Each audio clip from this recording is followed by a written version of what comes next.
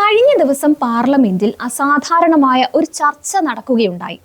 വന്ദേ മാതരം എന്ന ഗാനത്തിന്റെ പിറവിയുടെ 150-ാം വാർഷികത്തോടനുബന്ധിച്ചായിരുന്നു ചർച്ച. സാധാരണ രീതിയിൽ നമ്മുടെ ദേശീയ ഗീതമായ സ്വാതന്ത്ര്യ സമര കാലത്ത് സേനാനികളെ ആവേശഭരിതരാക്കിയ ആ ഗാനത്തെക്കുറിച്ച് ആരും എതിർത്ത് പറയാൻ സാധ്യതയില്ലാത്തതാണ്. പക്ഷേ മോദി സർക്കാരിന് ഇതിൽ ചില പ്രത്യേക ലക്ഷ്യമുണ്ടായിരുന്നു എന്ന് വേണം മനസ്സിലാക്കാൻ. ഒന്നാമത്, അവരാണ് ഏറ്റവും വലിയ ദേശസ്നേഹികൾ എന്നും വന്ദേ മാതരത്തെ അവരാണ് ഏറ്റവും ആദരിക്കുന്നതെന്നും കോൺഗ്രസ് ഉൾപ്പെടെയുള്ളവരുടേത് കപട ദേശഭക്തിയാണെന്നും സ്ഥാപിക്കുവാനുള്ള ഒരവസരം. അതിനപ്പുറം മറ്റു പല ചർച്ചകളെയും ഒഴിവാക്കുവാനുള്ള ശ്രമവും.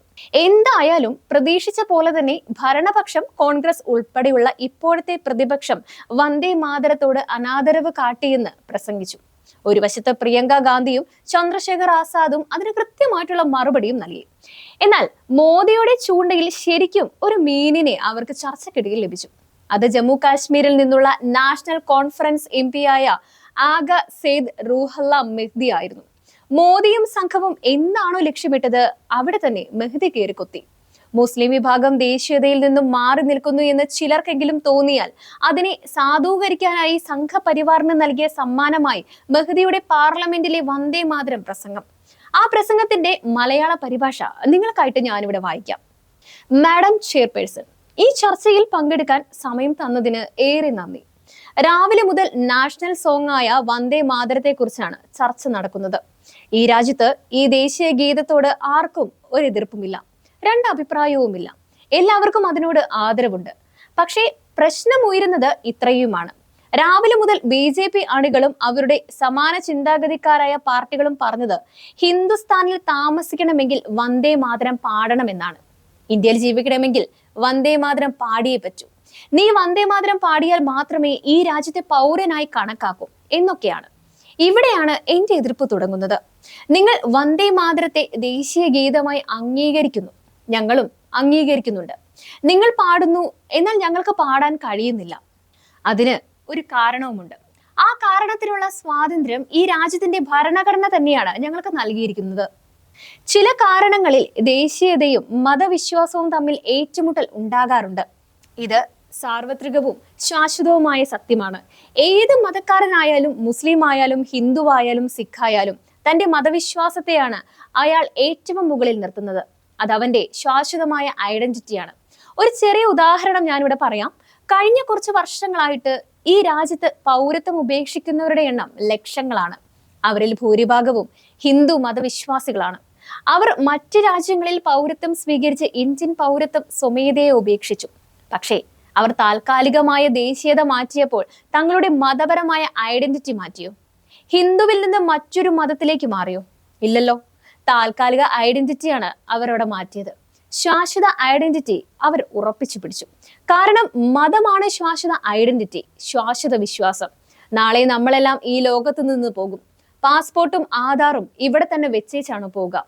പക്ഷേ നമ്മുടെ മതപരമായ കർമ്മങ്ങൾ, വിശ്വാസങ്ങൾ നമ്മളോടൊപ്പം പോകും. പാസ്പോർട്ടും ആധാറും ദേശീയതയും നമ്മളോടൊപ്പം പോകില്ല. ഞാൻ ഈ ലോകത്ത് നിന്ന് പോകുമ്പോൾ പാസ്പോർട്ടും ആധാറും ഇവിടെ തന്നെ നിൽക്കും. എന്റെ ശാശ്വത ഐഡന്റിറ്റി, എന്റെ മതം, എന്റെ മതവിശ്വാസങ്ങൾ എന്നോടൊപ്പം പോകും. അത് തന്നെയാണ് അവർക്കും. ഇങ്ങനെ ഏറ്റുമുട്ടൽ വരുമ്പോൾ ഭരണഘടനയാണ് ഞങ്ങൾക്ക് സ്വാതന്ത്ര്യം നൽകുന്നത്. ഭരണഘടന ഞങ്ങളോട് പറയുന്നു, നിന്റെ മതസ്വാതന്ത്ര്യം നിനക്ക് ഈ രാജ്യത്ത് സ്വന്തമായി ആചരിക്കാം. വന്ദേ മാതരം നിർബന്ധമാക്കി പാടിക്കണം എന്ന് പറയുമ്പോൾ ഞങ്ങൾ പറയുന്നത് ഇതാണ്: നിങ്ങൾ പാടൂ, ഞങ്ങൾ ആദരവ് കാണിക്കും. ദേശീയ ഗാനമാണെന്ന് ഞങ്ങൾക്കും അംഗീകാരമുണ്ട്. നിങ്ങൾ പാടുമ്പോൾ ഞങ്ങൾ ആദരവ് കാണിച്ച് എഴുന്നേറ്റ് നിൽക്കും. പക്ഷെ ഞങ്ങളും പാടണമെന്ന് നിർബന്ധിച്ചാൽ അത് സാധ്യമല്ല, സാധ്യമേയല്ല. ഭരണഘടന ഇക്കാര്യത്തിൽ ഞങ്ങൾക്ക് സ്വാതന്ത്ര്യം നൽകിയിരിക്കുന്നു.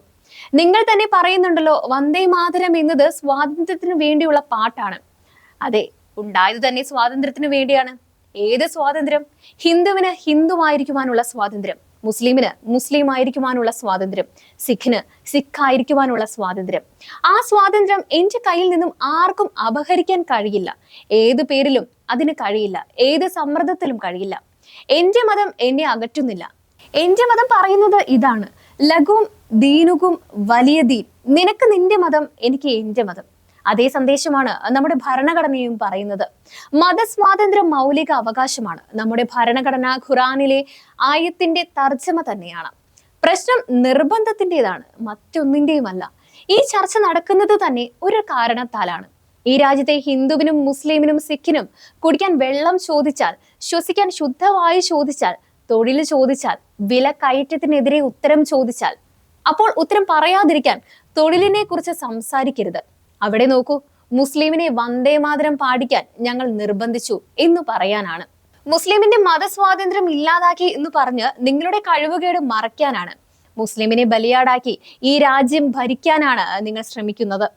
പക്ഷേ മുസ്ലിം ഒരിക്കലും ആ അനീതിയുടെ ബലിയാടാകില്ല. ഈ രാജ്യത്തിന്റെ സ്വാതന്ത്ര്യത്തിന് വേണ്ടി ഞങ്ങൾ രക്തം ചൊരിഞ്ഞിട്ടുണ്ട്. ഈ സ്വാതന്ത്ര്യം സംരക്ഷിക്കാൻ വേണ്ടി വീണ്ടും രക്തം ചൊരിയേണ്ടി വന്നാലും ഞങ്ങൾ ചൊരിയും. നിങ്ങളെ പോലുള്ളവരോട് 1000 വർഷം കൂടി പോരാടേണ്ടി വന്നാലും ഞങ്ങൾ പോരാടും. അതേ ധൈര്യത്തോടെ, അതേ ആവേശത്തോടെ. ഇത്രയുമായിരുന്നു മെഹ്ദിയുടെ പ്രസംഗം. ഇക്കാലത്ത് മുസ്ലിങ്ങൾ പൊതുദേശീയതയോട് മതപരമായിട്ടുള്ള കാരണങ്ങളാൽ വിമുഖത കാട്ടുകയാണെന്നും മുസ്ലിങ്ങൾക്ക് രാജ്യത്തെക്കാൾ വലുത് മതമാണെന്നുമുള്ള സംഘപരിവാർ പ്രോപ്പഗൻഡകൾക്ക് കൂടുതൽ ഇന്ധനം പകരുന്നതായിട്ട് മെഹ്ദിയുടെ പ്രസംഗം എന്ന് പറയാതിരിക്കാനാവില്ല. ഇത്തരം പ്രസംഗങ്ങൾ ആ വിഭാഗത്തെ അപവൽക്കരിക്കുന്നത് കൂട്ടാനേ ഉപകരിക്കൂ എന്ന് പറയാൻ എന്നാണ് ഇനി ഇവ തിരിച്ചറിയുക. ഇതോടൊപ്പം തന്നെ കേരളത്തിൽ നടന്ന മറ്റൊരു സംഭവം കൂടി ചൂണ്ടിക്കാട്ടി അവസാനിപ്പിക്കാം. കഴിഞ്ഞ ദിവസം കൊച്ചിയിൽ വെച്ച് നടന്ന മനോരമയുടെ ഹോത്തോസ് എന്ന പരിപാടിയിൽ വെച്ച് അംബേദ്കറെ എങ്ങനെ വായിക്കണമെന്ന വിഷയത്തിൽ ഒരു ചർച്ച നടന്നിരുന്നു.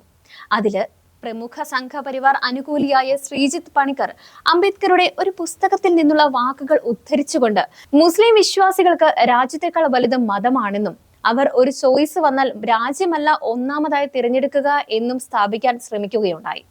എന്നാൽ സഹ പാനലിസ്റ്റുകളായ ശ്യാംകുമാറിനോ സണ്ണി കബിക്കാടിനോ വസ്തുതാപരമായിട്ട് അതിനെ അവിടെ ഖണ്ഡിക്കാനും സാധിച്ചില്ല. ഇപ്പോഴും സമൂഹ മാധ്യമങ്ങളിൽ അംബേദ്കർ മുസ്ലിം വിഭാഗത്തെയും ഇസ്ലാമിനെയും വിമർശന വിധേയമാക്കിയിട്ടുണ്ട് എന്ന പ്രചരണം നല്ല രീതിയിൽ മുന്നേറുകയാണ്. അതിനിടയിലേക്കാണ് ഇത്തരം പാർലമെന്റ് പ്രസംഗങ്ങളും വരുന്നത്.